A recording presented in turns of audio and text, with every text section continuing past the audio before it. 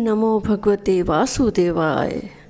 प्रिय भक्तों, आज भाद्रपद मास का पहला गुरुवार है। आज हम सुनेंगे बृहस्पतिवार की पावन कथा। तो सभी प्रेम से कहिए बृहस्पति देव की जय। अब सुनिए कथा। प्राचीन समय की बात है। भारतवर्ष में एक राजा राज्य करता था। वह बड़ा प्रतापी और दानी था। वह नित्य गरीबों और ब्राह्मणों की सेवा सहायता करता था। वह प्रतिदिन मंदिर में भगवान दर्शन को जाता था, लेकिन यह बात उसकी रानी को अच्छी नहीं लगती थी। वह न तो पूजन करती थी और न ही दान करने में उसका मन लगता था। एक दिन राजा शिकार खेलने वन को गए हुए थे, तो रानी और दासी महल में अकेली थी।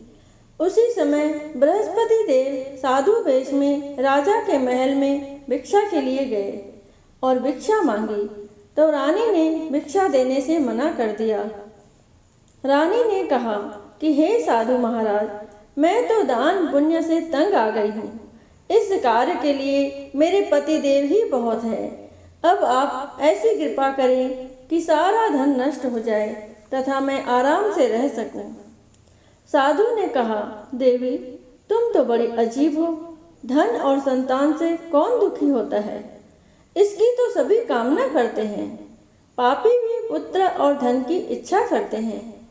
अगर तुम्हारे पास अधिक धन है तो भूखे मनुष्यों को भोजन कराओ, प्याऊ लगवाओ, ब्राह्मणों को दान दो, कुआं, तालाब, बावड़ी, बाग बगीचे आदि का निर्माण कराओ, मंदिर, पाठशाला, धर्मशाला बनवाकर दान दो, निर्धनों की कुंवारी कन्याओं का विवाह कराओ, साथ ही यज्ञ आदि कर्म करो, अपने धन को शुभ कार्यों में खर्च करो। ऐसा करने से तुम्हारा नाम परलोक में सार्थक होगा एवं स्वर्ग की प्राप्ति होगी। लेकिन रानी पर उपदेश का कोई प्रभाव न पड़ा। वह बोली, महाराज, मुझे ऐसे धन की आवश्यकता नहीं जिसको मैं अन्य लोगों को दान दूं, जिसको रखने और संभालने में ही मेरा सारा समय नष्ट हो जाए। अब आप ऐसी कृपा करें कि सारा धन नष्ट हो जाए तथा मैं आराम से रह सकूं। साधु ने उत्तर दिया, यदि तुम्हारी ऐसी इच्छा है तो जैसा मैं तुम्हें बताता हूँ तुम वैसा ही करना। बृहस्पतिवार को घर को गोबर से लीपना, अपने केशों को पीली मिट्टी से धोना, राजा से कहना वह बृहस्पतिवार को हजामत बनवाए, भोजन में मांस मदिरा खाना और कपड़ा धोबी के यहाँ धुलने डालना। ऐसा करने से 7 बृहस्पतिवार में ही आपका सारा धन नष्ट हो जाएगा। इतना कहकर वह साधु महाराज वहाँ से अंतर्ध्यान हो गए। इसके बाद रानी ने वही किया जो साधु ने बताया था। 3 बृहस्पतिवार ही बीते थे कि उसका समस्त धन संपत्ति नष्ट हो गया और भोजन के लिए राजा रानी तरसने लगे। तब एक दिन राजा ने रानी से कहा कि तुम यहाँ पर रहो, मैं दूसरे देश में चाकरी के लिए चला जाऊँ, क्योंकि यहाँ पर मुझे सभी मनुष्य जानते हैं, इसीलिए कोई कार्य नहीं कर सकता। देश चोरी परदेश भीख बराबर है। ऐसा कहकर राजा परदेश चला गया। वहाँ जंगल को जाता और लकड़ी काट कर लाता और शहर में बेचता। इस तरह जीवन व्यतीत करने लगा। इधर राजा के बिना रानी और दासी दुखी रहने लगी। किसी दिन भोजन मिलता और किसी दिन जल पीकर ही रह जाती। एक समय जब रानी और दासियों को 7 दिन बिना भोजन के रहना पड़ा, तो रानी ने अपनी दासी से कहा, हे दासी, पास ही के नगर में मेरी बहन रहती है, वह बड़ी धनवान है। तू उसके पास जा 5 सेर बेजर मांग कर ले आ, ताकि कुछ समय के लिए थोड़ा बहुत गुजर बसर हो जाए। दासी रानी के बहन के पास गई। उस दिन बृहस्पतिवार था। रानी की बहन उस समय बृहस्पतिवार की कथा सुन रही थी। दासी ने रानी की बहन को अपनी रानी का संदेश दिया। लेकिन रानी की बहन ने कोई उत्तर नहीं दिया। जब दासी को रानी की बहन से कोई उत्तर नहीं मिला तो वह बहुत दुखी हुई, उसे क्रोध भी आया। दासी ने वापस आकर रानी को सारी बात बता दी। सुनकर रानी ने कहा कि हे दासी, इसमें उसका कोई दोष नहीं है। जब बुरे दिन आते हैं तब कोई सहारा नहीं होता। अच्छे बुरे का पता विपत्ति में ही लगता है। जो ईश्वर की इच्छा होगी वही होगा। यह सब हमारे भाग्य का दोष है। यह सब कहकर रानी ने अपने भाग्य को कोसा। उधर रानी की बहन ने सोचा कि मेरी बहन की दासी आई थी, लेकिन मैं उससे नहीं बोली, इससे वह बहुत दुखी हुई होगी। कथा सुनकर और पूजन समाप्त कर वह अपनी बहन के घर गई और कहने लगी, हे बहन, मैं बृहस्पतिवार का व्रत कर रही थी। तुम्हारी दासी गई, लेकिन जब तक कथा होती है तब तक न उठते हैं और न बोलते हैं, इसीलिए मैं नहीं बोली। कहो दासी, क्यों गई थी? रानी बोली, बहन, हमारे घर अनाज नहीं था। ऐसा कहते कहते रानी की आंखें भर आई। उसने दासियों समेत 7 दिन तक भूखा रहने की बात भी अपनी बहन को बता दी।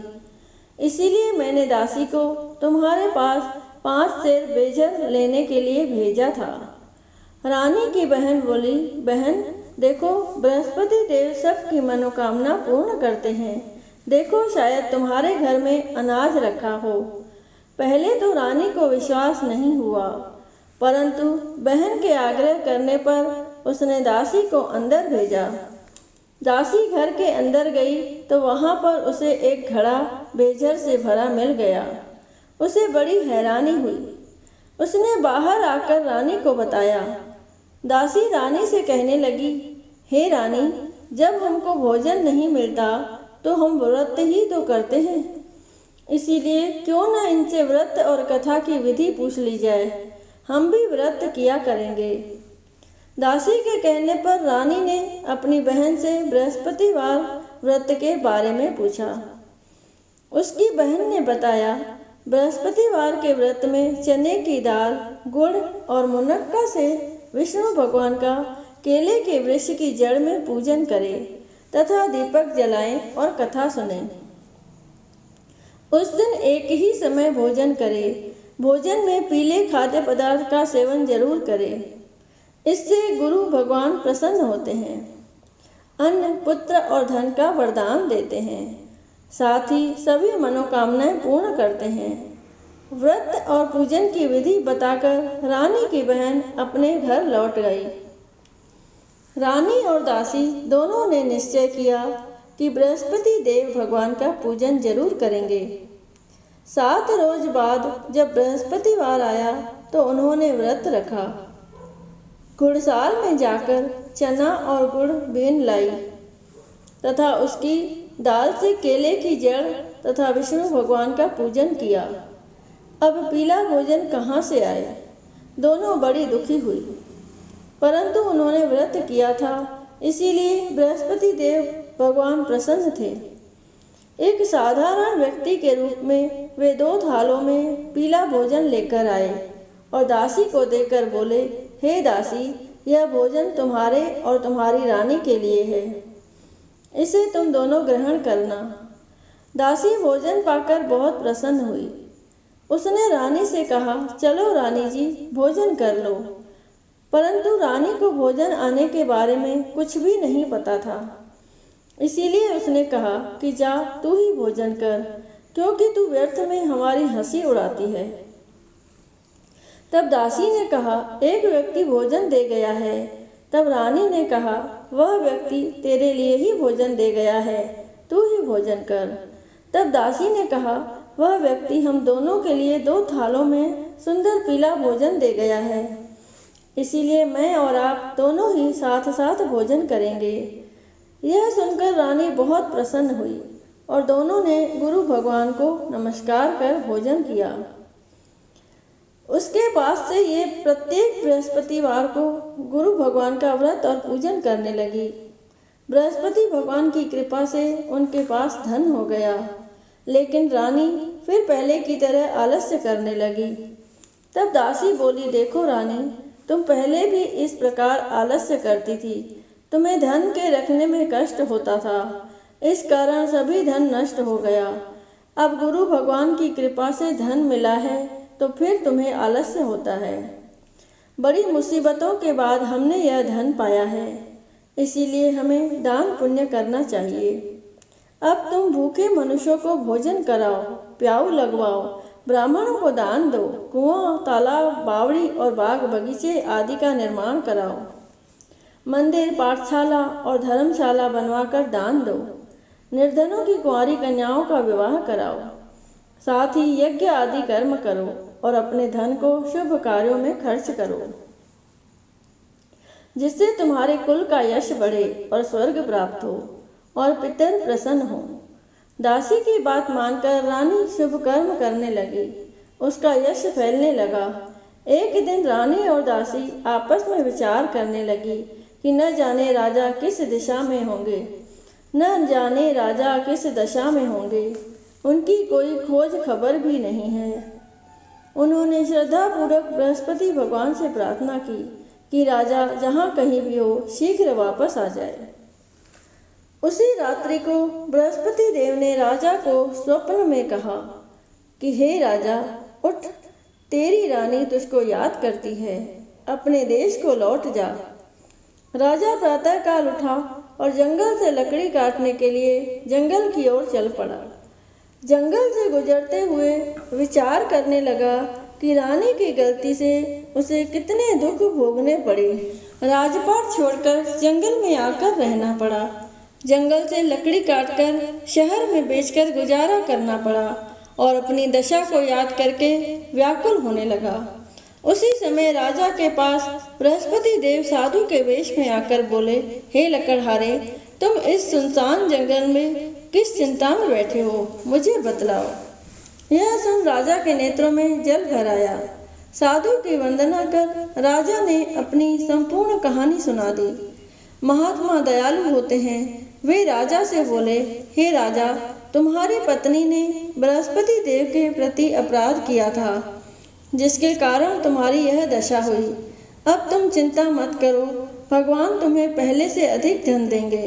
देखो, तुम्हारी पत्नी ने बृहस्पतिवार का व्रत शुरू कर दिया है।